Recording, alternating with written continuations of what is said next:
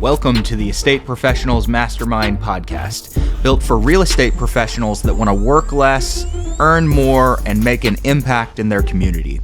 For information on how you can become part of the estate professionals community, visit probatemastery.com. Okay, guys, welcome in to the Estate Professionals Mastermind. This is our weekly Q&A call. It's an opportunity for you guys to share your successes, share some of the things that you're doing to generate leads and put people in your pipeline.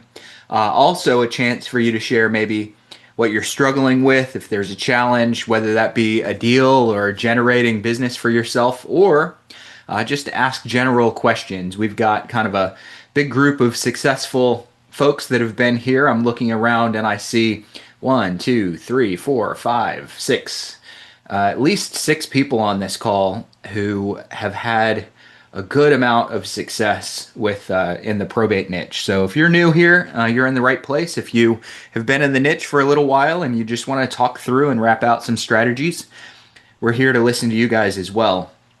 If you want to participate, go down to the bottom of your screen and click the React button. So click React and raise your hand, and we'll call on you. All right, so I'm going to start things off by just kind of talking to you all about standing apart, separating yourself a little bit. I have no idea what the current statistic is, but in the real estate world, the average person that's out there knows a handful of agents, and that's potentially a problem for those of us that are on this call that have a real estate brokerage or real estate license, and that's our primary gig. It can also be a potential problem for those of us that are investors, because people know agents. Very frequently, they know a couple of agents. So I want to kind of start by talking to you guys just a little bit about the importance of standing apart, making sure your business stands apart, that you appear to be credible. One of my favorite stories, and I try not to tell this on every single call, inevitably it seems to come up very frequently. One of my favorite stories was a guy that I prospected in probate a couple of years ago. I gave him a call. He was unbelievably rude to me on the phone. It was one of those lightning strikes where I got off of that call and I went, I think I'm going to take the day off. As a matter of fact, you know what? I think I'm going to take the week off. I don't know if I'm going to call anyone else. It hit me. It hit me hard. I leave the phone behind. 5 minutes later, my phone starts ringing and I look and I was like, that number looks really familiar. Oh crap. I think that's the guy that just cussed me out. What's he doing now? Is he calling to tell me on second thought I'm on the do not call list and you called me and I'm mad? I'm turning you in? Is he calling to say, what's your address? I'm going to sue you. Hey, I just wrote a review on your bit. What's he going to say? And I reluctantly answered the phone and he said, first off, Bruce, I just want to apologize. I'm really not that mean of a guy. I just get a lot of calls, people trying to buy my house. Most of them have no legitimacy at all. And after I hung up, I went and Googled you and I found your LinkedIn profile and I found your business and I saw some of your YouTube videos, and he said, it looks like you know what you're doing. And he said, I was just getting rid of people that simply don't know what they're doing. He said, the truth is my dad died and I inherited 4 rental properties. The house that I'm living in, I've been wanting to get out of here. I'm retiring in a year or so. I've been wanting to get out of here, so I'm probably going to sell that as well. And I need an agent in Boone, North Carolina, which is not where I am. That conversation where I got cussed out, all because I had credibility online for people to find me, all because of that, it turned into 4 listings on his rental properties. Turns out he didn't sell his property here or move to Boone, North Carolina. So I didn't get those, but all from a bad call that had me ready to hang up the prospecting for the day. Called me back after he found what I had online, and I looked extremely credible. So if you're ignoring that part of your business, if maybe you're just focused on the phone, maybe you're only focused on sending mail, I'm going to challenge you guys. get a presence online, and not only just that one time. There's a lot that goes into credibility. There's other things that we can do once we pull someone into our pipeline. There's marketing that we can do to them that boosts our credibility, that elevates us above the average agent that they might know. There's a lot of different things, but let's start with the credibility. Let's start by making sure that if someone goes and Googles you, that they can find you, and that you know what you're doing in the estate and the probate space. Very important that you know what you're doing in the estate and probate space. And I think Kristen has her hand up. I think you might be waving at someone. Go for it. Go ahead and unmute yourself. Okay, so I understand the relevance of having an online presence, and I am with a brokerage. Mm-hmm. Do I want my own online presence, or do I want to attach myself to the brokerage? It's both, but I do want you to have to focus for a while on your own online presence. And your own online presence is definitely going to reference your brokerage. Absolutely. But I would prefer that you build your personal presence. Who knows? Maybe you'll switch brokerages one day. If you did, you're kind of ruined, because they could just turn all your presence off overnight. So I would build my own. There's some really easy ones that you can go to, and LinkedIn is probably my favorite. Quick and easy. Let's just get something up that looks extremely professional. LinkedIn is easy to show up on. If somebody Googles you, you'll show up. If you have any kind of presence at all on there, you'll show up on page one. So that's kind of the easiest one. I would probably do a YouTube, and if you're in this estate and probate niche, I would get a website that's dedicated to estate administration or probate. There's some other things that you can do, but those are a great start. A great start. Now, I just told you guys about an experience that I had where my online presence got me business. It saved a really bad day and turned it into a really good day. Let me tell you about a piece of business that I didn't get because I didn't have an online presence. So 10 years ago, I moved into my market now, Raleigh, North Carolina, and I'm barely learning probate at the time. I'm definitely not ready to teach it. I was completely new at the probate thing, but I'd changed markets, and I'd come out of a market in Virginia where we were big radio advertisers. We got a lot of deals from radio. So I landed in this new market without doing a lot of research, and I just walked into a radio station that had pretty good listenership. And I bought 60-second commercials during morning drive every morning, and it was probably $5,000 a month is what I was spending on that.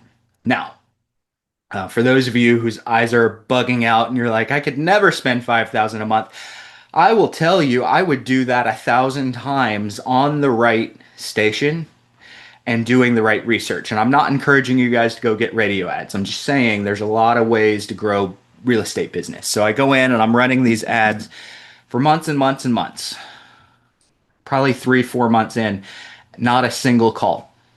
Not a single call. Now, I wasn't panicked because in the old market where we were getting all our business from radio, it took 4, 5, 6 months to get our first call. And by the time we were a year in with consistency, the deals were just absolutely pouring in. But it took a year in my old market. So in this new market, 4 months, not the end of the world. It's starting to get uncomfortable at $5,000 a month, but not the end of the world yet. And I finally get a call, and I answered, and the girl goes, "Is this Bruce Hill?" "Yep." She said, "I just want to let you know, I will never list my house with you." She called me to say, "I'll never put my house on the market with you." And I was like, "Well, why would you call me, go out of your way to tell me that? I don't know you." And she goes, "I've been calling you for over a month, and you don't have the courtesy or the work ethic to call me back." And I was like, I have no idea what you're talking about. I don't have any missed calls, no messages, no nothing. What are you talking about? I said, "What number are you calling?" And she gave me the number, and it wasn't my number. But I went and I Googled it. And what showed up when I Googled it was an agent named Bruce, middle initial B, which happens to be my middle initial, Hill, Raleigh, North Carolina real estate agent, brokerage that's not mine. And I realized that I'd fundamentally failed to go research my name. And I started running leads in business to the person that people were Googling, which was a different agent, not me. No clue if he picked up business because of that. No idea. I know that he made one agent really mad, or one lead really mad by not calling him back. But my bet is that he probably got a lot of leads on my dime during those several months because I did not have an online presence. And I'm just going to tell you, when we are chasing customers, when we're going after people that we don't already have a relationship with, it becomes extra important to be able to not only have a presence so that if they go on their own and look you up, they can find you and see that you're credible, that you're not fly by night. But it also becomes extra important to point people to your credibility presence. I do that very frequently. If I'm running mail, I'll say, hey, if this letter is hitting at the wrong time and you just want to see a couple of reviews, go to this website. If you want my checklist, go visit this website. And I'll actually point them to the credibility presence that I have set up. But I think it's really important to kind of start today by letting you guys know that if you're prospecting, if you're marketing and you're putting messages in front of people, they will look you up. And you need to look like you know what you're doing. You need to know what you're doing. Let's say that. You need to know what you're doing and also look like it online. It's also really important that you have, over time, you build a presence so that when people look up random things online, maybe they're not looking for you, maybe they're saying, how much does probate cost? That they find you. How to find the best probate attorney? They find you, even if you're not a probate attorney. Okay. Bill's had his hand up for a little bit. Every time Bill engages, so Bill ran this call for a long time, and he's going to do some calls over the next couple of months. So I'm sure he's got some good stuff. Well, I'm just going to add on to what you said, that I think sometimes people on this call hear what you're saying and go, well, I can't do all that. And I think the way to think about it, there's a famous story about two men in the jungle who stumble on a man-eating tiger. And one of them sits down calmly and pulls his backpack out and starts taking off his hiking boots and pulls out his running shoes. And his friend says, you idiot, you can't outrun a man-eating tiger. And the guy says, no, you're the idiot. I don't have to outrun the tiger. I just have to outrun you. And I think the point I'm trying to make of the story is that what Bruce laid out is there's a lot you can do, but if you just get started and do some of it, it will put you head up enough competitors that you'll get the business before they will sometimes, and more the time as it goes on. And so you can't have 100 blog posts until you have one, and you can't have 100 until you have two, and then three, and so on. And you can't be great at it till you've done a bunch of them, but you got to get started. It doesn't take a lot. And I think every single week on this call, there's a couple tidbits that you could just summarize and post on your social media for those who say, well, what do I talk about? That's the beauty of being on the call. That's why I'm on this call, is to get those ideas. And so I'd urge you all to get started and do something consistently. And if I could just add one story, I went to a listing appointment yesterday for a house about $1.1 million. And it was just funny that next door, there was a realtor with a flag, and she attached her business card flyer thing to the flag at the house that was next door. As I drive down the street, numerous realtors had their signs with their pictures. The picture was bigger than the phone number to call or whatever to sell the house, meaning that a lot of people do a lot to promote themselves. But you want to focus, I think, on how you help your prospective customer. And so Bruce's point, again, make sure you hear that part, which is how to get, the best attorney, how to save money. Those are questions that prospective customers are looking for. If you answer them, they'll come to you for more questions, and eventually you get the business. Yep. What do they not look for in the beginning? And Bill, this is probably a good question for you. It's not a setup, so we might have to work through this. Somebody is going into probate, and we as real estate professionals think that they're out there looking for us. What's the search term that they put into Google? What's a search term that they do not put into Google when they're starting the probate process? Who has a complete Rolodex of all the things I'm going to need over the next 6 months?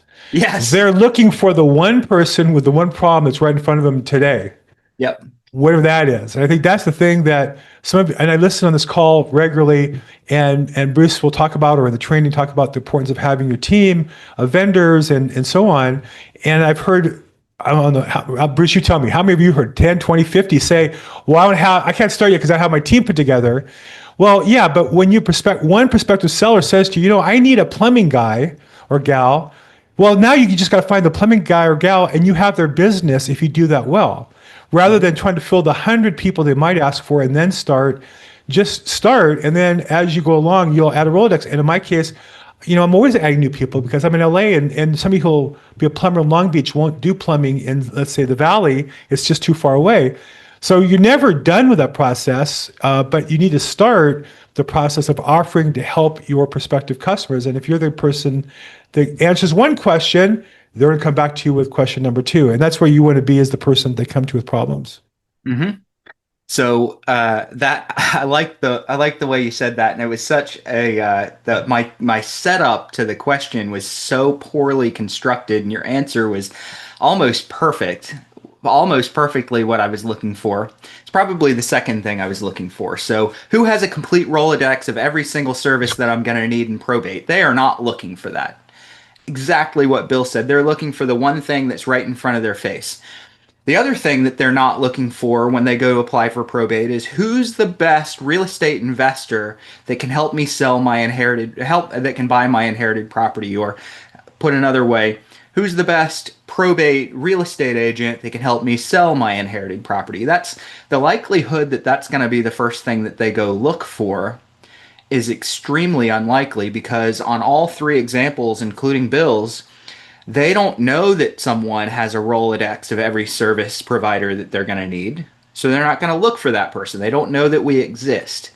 They don't know that real estate professionals specialize in probate. So they're not going to go look for a professional that they don't know exists. But they are looking for other things. And I like to tell you, figure out the path that your prospective customer is on. So what's the path that they're on? And then you put yourself in their path. Don't try to force them down your path. Your path is, hey, you inherited a house. You want to get it on the market next week and give me a commission. That's your path. That's not their path. Go put yourself in their path. And their path is, how do I find a probate attorney? How much does probate cost? Does my house need to go through probate? How do I fill out form 99.2T in probate in LA County? I just made that up. There is no 99.2T. But how do I fill this form out? How do I apply for probate? How do I start the probate process? That's the path that your consumers are on. And all you have to do is pick one path. There's dozens. Pick one and create a presence around that one thing. And now everyone, if you do a good job at that one thing, everyone that goes and Googles how to fill that form out is going to find you. A lot of you guys know that I'm friends with Courtney Rollins here in this market, and some of you guys know Courtney and some of you don't. I've been on the phone with Courtney a number of times, and this guy has cell phones laying all over his desk. He's not using just call phone system like I use. He's literally getting different cell phones and tying different phone numbers to them. And we've been on coaching calls or masterminds and things, and I'll hear a phone ringing in the background, and he goes, oh, hold on, it's my YouTube phone. Hold on, it's my blog phone. Hold on, it's my letter phone. It's this phone, it's that phone. And he'll grab it, and I'll hear him. Most of the time he'll leave me unmuted, or leave himself unmuted so I can hear, oh yeah, I'm glad you found that video. Yes, I can help you fill that form out. Okay, he has content online that says this is how you complete this form when you're applying for probate. They don't call him and say, hey, I hear you're the guy to buy my inherited house. They call and say, how do I fill this form out? And he'll talk to him. He forms a relationship. Now he's the person that gets to bring real estate up as the relationship and the conversation goes on. He gets a lot of business that way. All right. I can add a little bit to that also. Like just yesterday when I was meeting this prospect, and she asked me about the house. It was an older house, but the decedent had been a handyman. It was very well kept for a 1950s home, but it had been I won't say updated, but had been maintained beautifully, painted and everything with very old furniture, old furnishings. And so she said to me, what do you think about staging and or us remodeling the kitchen and the room to get top dollar? And I said to her, well, to be honest, there's nothing you're going to spend. Now, this is my professional opinion. We can have a debate on the topic. In my professional opinion, in our market today, there's nothing you'll spend money on. You get a rate of return for your money. That you spend $100, you get back 90. You spend $100, you get back 85. Unless you're a flipper and you buy it wholesale and know what you're doing. And I said same with staging. That in this case, buyers of these houses are not going to be fooled in your house because you have fancy furniture. They know what they're looking for, and they're going to comp it out. Now, that's my opinion. We can debate that. But she said she was so relieved because she said a couple of agents had approached her all about remodeling, why she had to remodel, and they were the best at financing it and planning it and doing all that. And she just don't want to be bothered. She's busy. She's an attorney as well, and just don't want to be bothered with it. And then she had staging. It didn't make sense because she didn't want to really have to remove everything and then pay money or reduce their commission by putting more stuff in, especially with artificial intelligence. Now you can do fake staging so cheaply. So she was relieved that I just gave her an answer. Now, she wasn't looking for the best realtor to remodel or the best realtor to do staging. She was looking, like you said, for the best person to help her solve her problem, which is getting rid of the house. And once I answered those questions, I could see the tension leave her body. And I said to her, those are things that realtors who have no real value to their customer use to pretend as though they're important. But the reality is we're not remodelers, and we're not stagers. We're real estate agents, so I do my job, and I let the other people do their job. And I think that sometimes we work so hard creating a marketing pitch to impress people, where really if we just help them solve problems, that's the best marketing plan that they'll ever expect. Yeah. Yep. I don't know who said it, but someone years ago said, if you can't explain your concept in like 2 minutes or less, then you probably don't understand it well enough yourself. And I'm going to go somewhere with this. Okay. So Bill just explained that concept pretty well.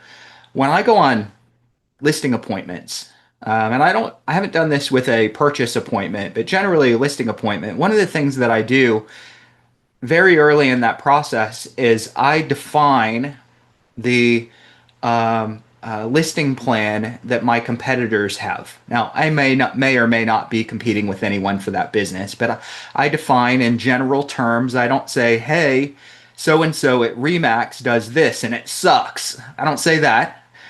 But I define two different types of realtors, and one of them fits what Bill just said to a T. So I'll go in and I'll say, hey, are you interviewing anyone else? And depending on whether it's a yes or a no, I may be a little bit more emphatic on this. I might not. Agents generally come in with one of two different listing plans to show you. The first plan is, I don't have a plan. I'm winging it. I have a good personality, and I'm going to sit here and talk to you and show you a couple of comps, and I'm leaning on my personality, but I don't have a listing plan to get you top dollar. And the other agent comes in and they overcomplicate things because they really don't understand it well enough themselves. They're probably using their brokerage's presentation, and it's 60 pages long, and it's going to take an hour and 10 minutes to get through, and 20 minutes in, you're going to be falling asleep because you're bored to death. And that agent is compensating for their lack of professionalism and knowledge by using a brokerage's presentation. Now, is this 100% true? No. It's not 100% true of everyone with a presentation. It's also not 100% true that agents that show up without a presentation are clueless. It's not 100% true. But what I'm doing is I'm now putting everyone that I may compete with into a different camp. And if that seller, and I've heard this many times, the seller said, hey, we just interviewed someone last night and they had a 60-page presentation. I was wondering why I was getting bored. Or we just interviewed someone last night that had no presentation, but they had a big personality. We're going with you. And it's kind of funny how sometimes you can use these generalizations and really put a thought into your client's mind if you're in presentation mode. So Bill just kind of queued me up for that. I know it's a little bit off topic, but I don't want anyone here. I want you guys to learn how to describe and define your services and the needs that your client's going to have in a short and concise way that doesn't take a year to deliver or 20 minutes to deliver. Learn how to summarize the camp that they're in quickly. And they're really going to appreciate it. The easier you can describe your service, the better. Okay, any questions? David Pinnell came off on and off mute a couple of times. David, was that because you were about to chime in, or was that I was eating. you're Oh, eating? Oh, so yeah. you were, yeah, you just wanted to hear you munching on a sandwich or salad or something. What are you eating? Some eggs, Eggs? some Wonderful. protein. The one thing I would think of during this whole process is it's a tried and true and repeat and rinse and try things and then fix things. If anybody's new here, just focus on there's three areas of probate if you want to dominate. It's you're going to make those phone calls, so you have to have conversations. You're going to have some online presence, so like Bill and y'all do make videos. It's really easy to make a YouTube video, even if you're ugly. Bill looks great on video. Even But Bill looks great in video. Even. yeah, ugly. I'm just kidding. No, I'm just kidding. He's good. Um, Even if you took a whole year to work on your calls, your conversations, and then you took another year to work on your social media, not saying you segment it this way, and then you take a whole year to write one letter to send a letter out. Your 10-year self, if it's, I heard on a recent podcast, if it's worth doing for one day, it's worth doing for 10 years or something like that. It's like the discipline it takes to build we're completely dominant on probate now. I don't do anything outside of probate. We have 13 under contract right now to close and listed. We've closed 22, so that's at 35 so far this year.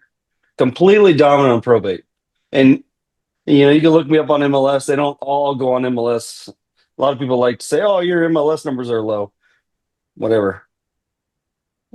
We do buy these houses. How often do you So buy, David? This year's a little different. this You're year is buying less, 50-50, right? almost exact. What'd you say? This year is 50-50, right down Mhm. the middle. It's usually 72% or 75%. There's just an increase of people competing, and you're going to have a competition. That means you got to have better conversations on your offer. You've got to understand your value going out on these appointments, and then you got to follow up with the people that actually take offers and they don't close. So I mean, there's a lot of deals out there that won't close.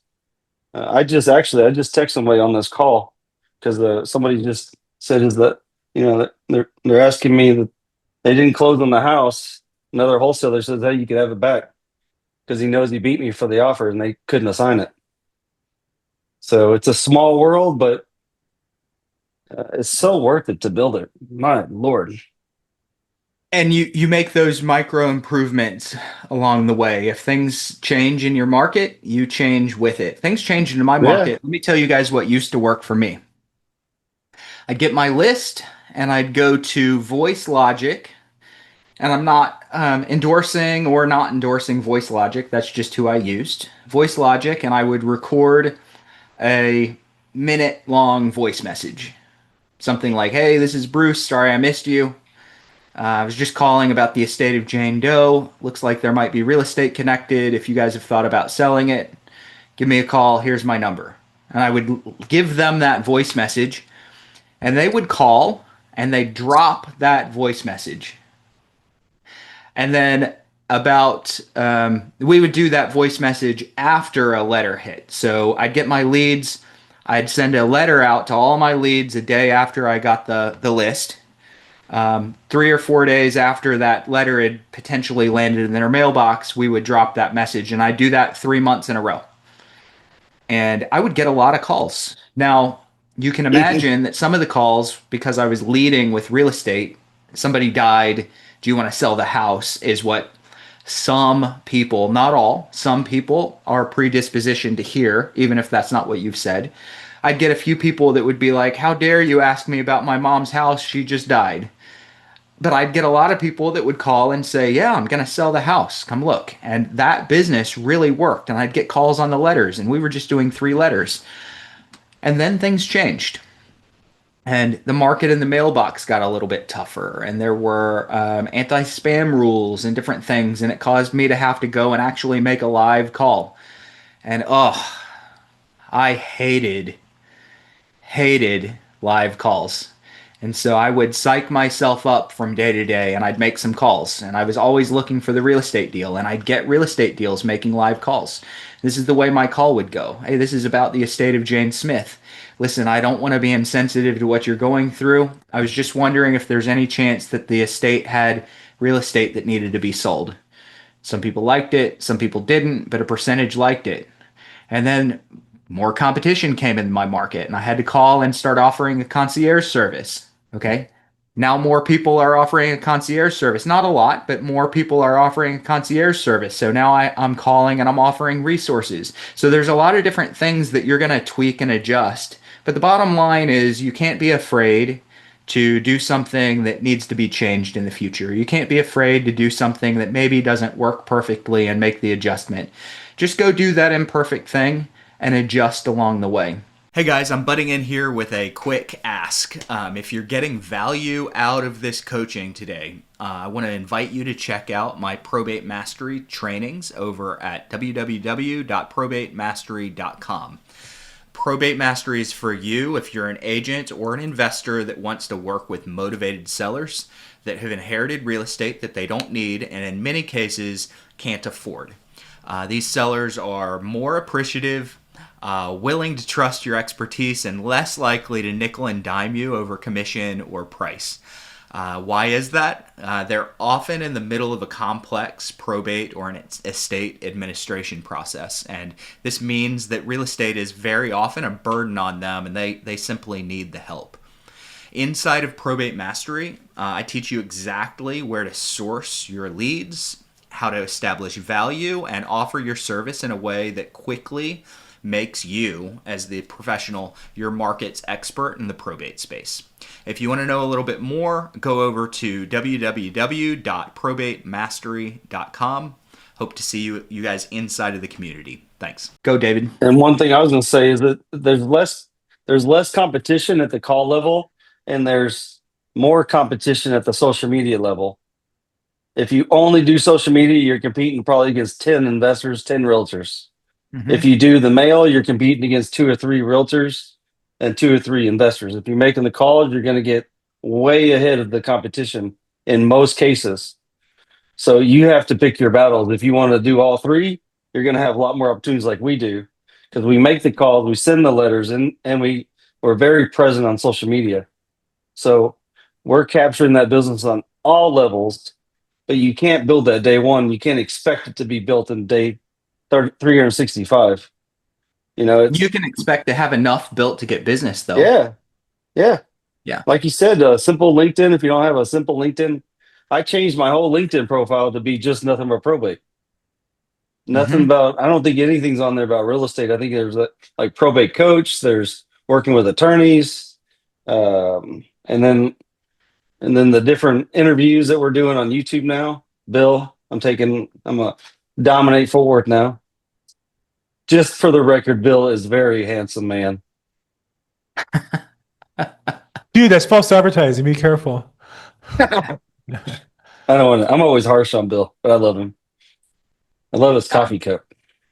Well, David, you've been doing a lot with attorneys as well these days, right?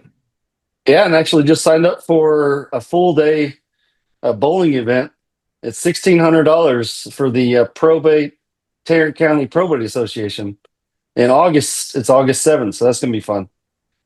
So it's a very active community. Here's that and says, I don't have $1,600 to spend. Don't worry, you don't have to spend $1,600 to get some probate attorney relationships.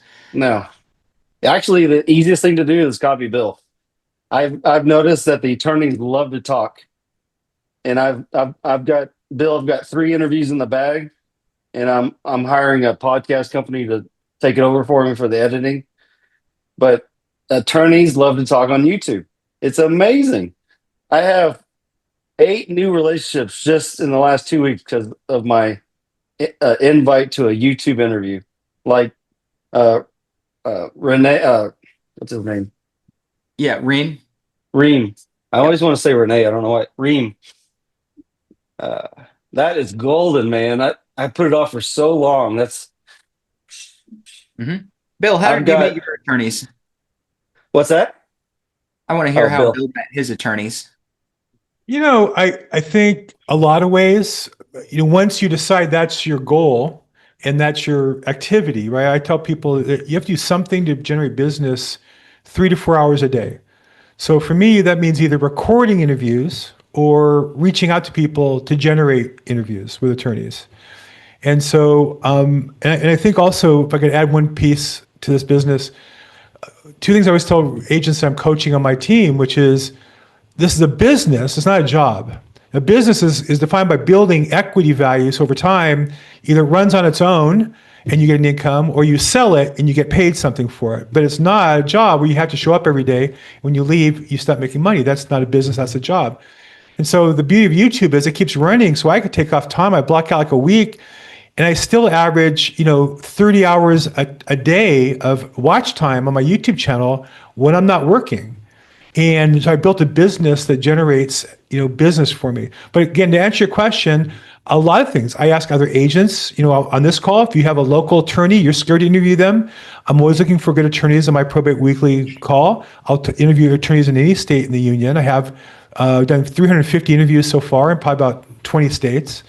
I talk to all my referral sources. I talk to the escrows. Anytime there's a probate, I call the other attorney and I ask them, hey, I have a podcast. I'd love to have you on it. I just ask all the time, and I've cold called some. I've gone to LinkedIn and saw some interesting posts and called those attorneys and said, hey, great post. I learned a lot from it. I have a podcast. Would you be interested in discussing this on my YouTube channel? So I do that a lot. So, I say social media is a good part of it. I cold email based on certain groups. A lot of things. I don't know I have the answer, but I would just say I constantly am looking for attorneys to interview. Sometimes I'll watch other people's channel. This is another one. So I'll watch a good channel. Let's say once Dave Pennell's is up and running with good interviews, I'll have my VA go on his channel, make a list of all the attorneys, get their email addresses, and I'll send an email to them, say, hey, I saw you on Dave Pennell's podcast. You were great. I have a podcast called Probate Weekly. I'd love to interview you. Click here, and they pick a time and sign up. So I try not to do heavy lifting. I look at Dave Pennell as my addition. If they're good on his show, then I'll take them. If they're bad on his show, I'll leave them there, and we'll put them on my show. I go to Bill's and get my intro down because he has such a good intro. So I copy him all the time. And I ask ChatGPT how to do interviews all the time. So I'm getting better. Beautiful. It's so easy, guys. This is so easy just to be in front of people. Yeah, I mean, it's making calls is not that expensive. You buy the leads. Sending the mail is expensive, but you'll definitely get 4 or 5 deals a month from that. And they're the best deals, I think, usually, because they're only calling 1 or 2 people. If you're only going on social media, you may have a lot of competition because it's not they may call you directly and say, hey, I need your help. But the chances of them just calling you is probably small. But if you have the calls, the letters, and the social media, there's a high probability chance they're not going to call anybody else because they want one person to help them out with that scenario that they want to help with. They want one person that they see everywhere they look. Yeah. That's probably the most important part. Now, that part is going to make some people panic because you're like, I got a mountain to climb. No, go back to what Bill said. Do you want 100? Do 1. Do 1 to 2, 2 to 3. Just little by little by little add. In the short sale craze back in 2009, 2010, when they started really ramping up, I would blog a short blog every single night. And I did that every night for about a year. And it got to the point where We were getting short sale leads that we were signing and selling multiple times a week because I would just add a blog and I'd add a blog and I'd add a blog, just a little blog. And we're not talking about 2,000 word blogs with amazing formatting that take a day to do. We're talking about 30 minutes. And I just would put one out, put one out. And some of them would fall completely flat. Some of them wouldn't. Same thing with your videos. Anyone that does an attorney interview, you're gonna have an interview floating out there eventually that gets 2 views, and you'll be like, "Man, that really stunk it up." You'll also have a video out there that gets 3,000 views and generates a bunch of leads. Can I show y'all something? Yeah. I'm really amazed. Exactly to your point on this. Let me show you something. If I could share my screen, I'll request it, but let me pull it up before Okay. I just want to show something real quick. I did not mean to do this, and it was a referral video. Let me pull my channel up. Yeah, I'll go subscribe to my YouTube. I just want to prove your I'm point. not able to make David a co-host. Can you make David a co-host? That way you Well, can. regardless, it's a video of I did with my iPhone and my earpods, and I recorded these people at the closing table of helping them with their probate. And somewhere out of nowhere, it got 7,200 views. It's like I checked it out in like 7 days. I was like, that's 1,000 people watching in a day. That's amazing. Mm-hmm. It hasn't increased since that, but I mean, it's really nice to see that. Yeah. Now, the attorneys love you because you're pushing their business. Why would they say no to that? Yeah. Fine. And Remember, hold on, when they David. call in to do an interview, they look at the other ones and like, I want to be that person. Yeah. Remember, earlier I said, don't try to force your customer onto the path that you want them on. Find the path that they're already on, and then you go stand in that path. One of the paths that they're on sometimes is, hey, my neighbor told me about this probate attorney, John Smith. I'm going to go Google John Smith. Well, what would it mean to your business if when they went and Googled John Smith probate attorney in North Carolina, your video was the first thing that they saw? Yep. Oh no, I hate when that happens. Yeah, Right. that's terrible. You could do exactly what I've been preaching for years: is do it Zillow.us as realtors. You should be took able to share over. it. Okay, just real quick, y'all can look at this. Oh, is it Sharon? Yeah. Yep. So I was just amazed. I mean, I did a little video. Y'all could watch it. It's just these people talking about their probate experience. Mm-hmm. But then it got 7,255 views since May 29. It really That's got all incredible. those views in the first week. Yep. It's amazing. And it just so happens I did that video, and then I did 2 walkthrough live videos on YouTube the same week. So those are the easiest videos to knock out. You just take your phone and have some. You don't need a mic. Don't buy a $300 mic. You could use your AirPods, whatever they're called, or a mic, or tied in earpods. You And can buy a $300 mic if you want. So don't listen to David say don't buy a $300 mic. If you want a $300 mic, you can Yeah. get one. If you don't want one, you don't have to have one. I have one too, and I never use it. It's crazy. It's very simple. Don't pay anybody to make your videos for you. The worse they are, the better traction they get. I've learned that. I've learned that on YouTube. That's all of Bill's videos. They're like terrible. Don't watch them at all. Don't watch them. Well, he's to that horrible at point, interviewing. He's to the horrible. point, I purposely don't have a fancy background. This is my office. I'm a real estate agent. I sell houses, okay? And Yeah. it looks, I hope it, there's actual lock boxes right there, and there's a for sale sign there, and that little toy is for my grandson when he comes over and plays with the rock and I'm sock moving and my log robots. boxes. But I'm just saying that's a real sign from a house that's sold, and those are 2 lock boxes that really I use from time to time. But I want it to look like I work here because I want people to say, like they call me and say, "Oh, I'm surprised you answered the phone." Well, who the hell's going to answer the phone? I'm in real estate, of course. But I do think it's important that you be authentic. And I think too many people spend too much time on all the bells and whistles and accoutrements before they're there versus and my coach taught me when I started, do something every day. Even if it means just walking out, do a short video, interest rates are up, down, sales up, down, market's hot, market's cold, something every day. And then you'll start getting better at it over time, but do something every day.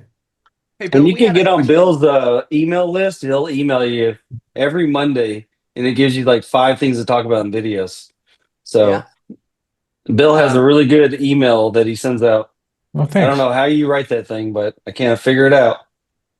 I do it personally. I can't believe you're that smart, man. It blows my mind, Bill. I love you, man. Bill is doing a great job. I give him a hard time. He's doing an amazing job. Follow him. Thank you. I agree. Follow him. And I'm going to direct a question to get Bill's opinion. Where'd the Am I question still go? I saw it sharing? just a No. second ago. What do you interview the attorneys about? Is it the same questions, or do you ask different questions depending on the attorney? Who asked Well, that? again, everybody has to write, I'm sorry. You have to have your authentic message. So for me, I'm looking for probate attorneys and looking to develop my expertise as well as showcase it. So mine's all about probate procedures, law, legal. That's not necessarily true for everybody here on this call. That's my focus. And so within the probate space, there's, I think, 3 types of probate activities. There's probate filings, there's probate administration, and then there's probate litigation. And you could add to that probate avoidance, which is estate planning. So those would be like the 4 topics. And I try to find out, well, do you focus on one of those 4 or 2 of those 4 or all 4 of those, and ask questions there. Sometimes if they're estate planning, I'll go deep, like on conservatorships, guardianships, ultra high net worth. I'm trying to focus more on ultra high net worth now because I'm trying to find estates with multiple properties at once, just because I want to do more business. So, but again, I think you have to showcase your skill and learn what you're interested in. And if you're genuinely interested, it comes across as interesting. If you're not interested, there's no script that's going to make people watch you. It just doesn't work. I would add to that a lot of this has to do with what the attorney wants their future prospective clients to know about their business and what their clients need to know.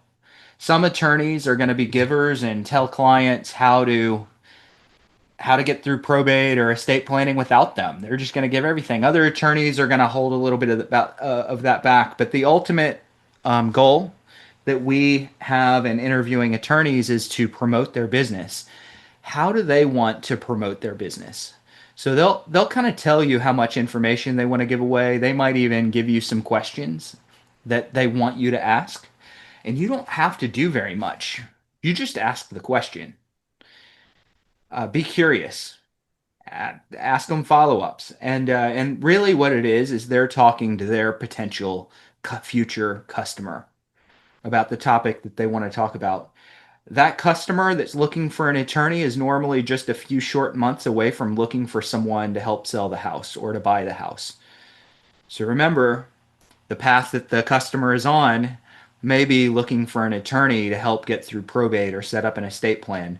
The path that they're on in a few months might be looking for a realtor, looking to sell their house to an investor, something like that.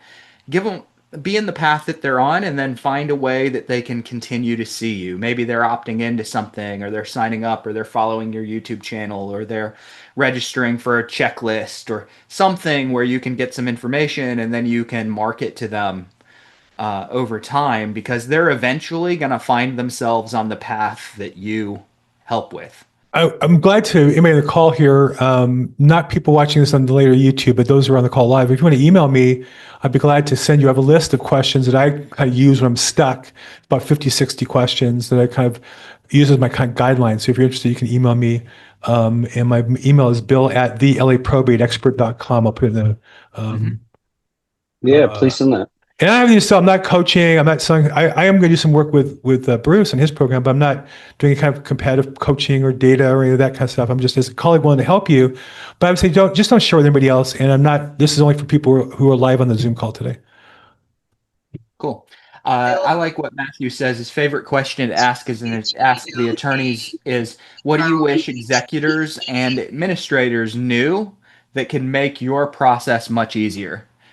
That is a broad question, and they might say, hey, there's 5 things that executors do that mess up. Well, guess what? They talk about that for 10 or 15 minutes. You've got a whole video right there. Yes. Yep. It's a good question. Great question. I'm gonna copy that and put that on my list. That's how good that is. Yeah, me too. Thanks, Matthew. All right. So, what else do we have, guys? Any questions? We got about 12 minutes. So, if anyone has any questions or anything to chime in with, it's kind of been a little more panel style today. But we are here for your questions. So, if anyone's trying to get started or you're adding something to your business, now would be the time to pop your hand up and ask. Yeah, there we go. Conrad, go for it. Hey, how you doing? Good. Can you hear me? Yes. Yeah, so I was just kind of talking to somebody, a potential client today about what you guys were saying, try to bring some value and keep top of mind. So she had this issue. She didn't know if she was able to sell the house that she got is a nightmare for her right now. Um, and like the bank right now won't even talk to her because she's not on that mortgage. And I told her that I would call them up and just see what type of paperwork she needs to submit for her to get access to that information. So even just a simple payoff, she was unable to get. Yeah. So I don't know how I'm supposed to navigate that, but I just told her I would. Um, That is generally going to be handled by a copy of the death certificate and reinforced if she has a will, reinforced by a copy of the will if she has a will. Now maybe she doesn't. But normally you can send the bank a copy of the death certificate saying, "Hey, this person died. I am petitioning." If she's been to the probate court and even petitioned for probate to be the executor, she could maybe send a copy of that petition saying, "Hey, I've started the probate process." Most banks will honor that and start to communicate directly with that person. They may want, they might, and I've seen different banks be more sticklers. They might want letters of administration or letters of authority from the court saying, hey, we've approved this person. They are officially the representative executor of the estate. But not all banks are going to ask for that much. A copy of the death certificate is going to be just fine for a lot of them. okay, cool. Thank you. Anybody have an answer that may differ from that? Those of you that are actively doing this. So it shouldn't be that hard. Essentially, at this point, you're getting just a payoff. As far as selling, this is the way that I would answer your client your potential client most of the time. I would say 99% of the time you're going to be able to sell as soon as you have letters testamentary, letters of administration, letters of authority. Don't let your heads explode with those 3 terms. They all mean the same thing, and different states call it a different thing. But essentially, it's the court's approval. Some states call it letters testamentary, some letters of authority, some letters of administration, a lot of different names. As soon as the representative of the estate has received that from the court, they should 99% of the time, unless there's a weird circumstance, be allowed to put the house on the market and sell it. Okay. So I would just say most likely you just need your approval from the court and then we can sell the house. We can go ahead and get started as soon as possible though, if you'd like. Or how soon would you like to get started? Is this something you want to happen yesterday or do you want to wait a couple of weeks? And that, I'm sort of framing it in a way where I'm defining, do we go right now or do we wait a couple of weeks? Not, do we want to wait a year? It's a couple of weeks and see what they say. It's sort of giving the feeling of choice and flexibility while still setting up the relationship to get going. Yeah, because it took me like months to have the dialogue with her. And, initially she was like, it's not worth it for me to sell because, it's just mentally taxing. We're not going to get any money from it. It's not worth it, what the bank is owed. And to me, it's worth it. as an investor from an investor standpoint. Mhm. Uh, so it was like her mind is all over the place Yeah. as far as wanting to sell or if it's even worth it for her to sell. So let's help her self discover why it's worth it. And she needs to self discover this. It can't be, yes, it's worth it, because then it's your word against her feelings. So let's see if we can help her self discover why it's worth it. So I don't know if it's worth it. I'm just gonna say, hey, what makes you say that? Oh, bank, different things like that. Do you know if there's any equity in the property? There's equity in it, and That, there's a lot of so upside. that's where I would ask her. Do you know if there's any equity in the property? And what's she gonna say? So you're her. Do you know if there's any equity? She said this is what she told me today. She said, I had somebody go over there and they appraised it and it's like way lower than the thing. And I was like, well, who did that? And she said, just a friend of mine. And I was like, oh, just a private personal appraisal person. Hmm. And she said, Yep. yeah. And Okay. And then I might say something like, "Hey, I get it. If that's the case, it may not be worth it. Just out of curiosity, would you be opposed to maybe looking at it from a different angle? and then Is somebody going to say no to that question? Would you be opposed to looking at it from a different angle? Okay. I think that there is equity. If I could get you uh, equity out of a deal, would you want to consider it, or are you just pretty much done? Why would I not consider the equity? So if I could get you equity out of this, where maybe someone else can't, would you want to consider it? Or you kind of want to wash your hands of it? So, and if you know how much equity there is, you might say, hey, if I could get you 20 or $30,000 worth of equity, I might actually put some definition to what that means. You're not going to run into many people that say, no, I wouldn't consider that. She just doesn't know that it's there because she hasn't discovered that it's there. So how much equity do you think is in it that she could make, not your portion of the equity as an investor? I would think that I've been telling her that I could put like $5,000 in each of their pockets, and Hmm. that's like a low end. Like I could go higher because to me, there's more value in it. She just thinks it's so dilapidated. She had a tenant that she just had to kick out. They cut the pipes. So somebody, but the appraiser that came in is not even given her land value. So Hmm. So she's getting bad information from that person, which is probably good for me if she sells it. But it's not really good for her in the sense that it's not worth her to sell. It's not worth her to take time. And then not to mention that she has to get all this information. She's kind of fed up with it. And then if she sells it for a profit, then she might have Medicaid trying to have their hand reach out and just get all the money anyway. Okay.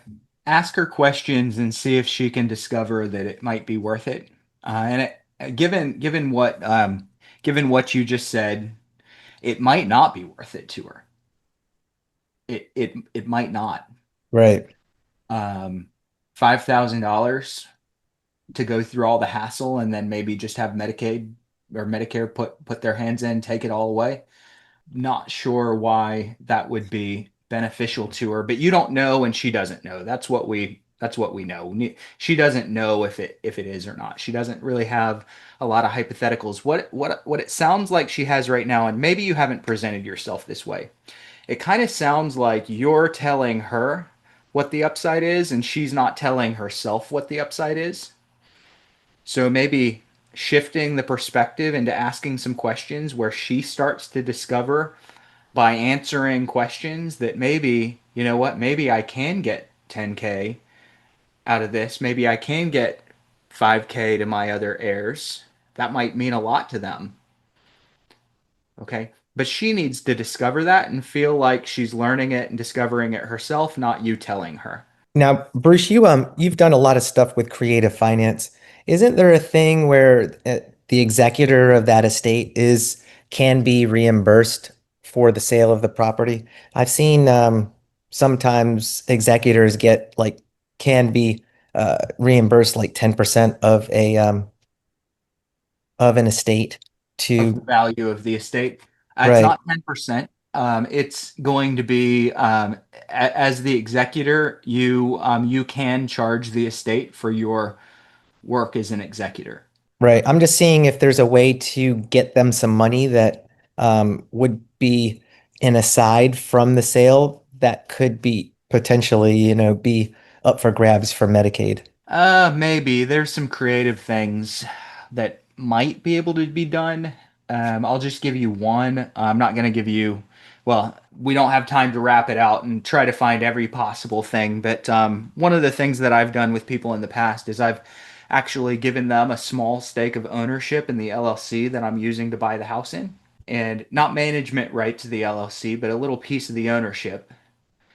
And then that way, when I make my profit and I settle out the real estate deal, they're entitled to a percentage of the gain. So there's little things that you can explore. The money's got to come from somewhere, though.